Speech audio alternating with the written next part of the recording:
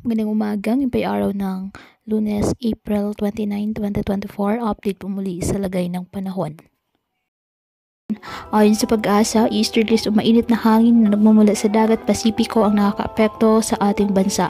Wala pong namamataan na anumang sama ng panahon, low pressure area o bagyo sa loob at labas ng ating Philippine Area of Responsibility na maaaring makaapekto sa ating bansa. Ngayong araw, dahil po sa easterlies at ng mga localized thunderstorms, ang Metro Manila at nalalabing bahagi ng ating bansa, asahan po ang bagyang maulap hanggang sa maulap na kalangitan with isolated rain showers or thunderstorms.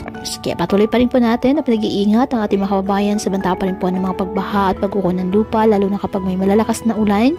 At ugaliin na magdala palagi ng payong o kahit anong panangga sa ulan o hindi kayo po ay sa init ng araw kapag lalabas ng ating mga tahanan. At yan po muna ang update sa lagay ng panahon ngayong araw. Muli ipatuloy po tayo na mag-ingat at palaging tandaan, God loves you. Stay safe and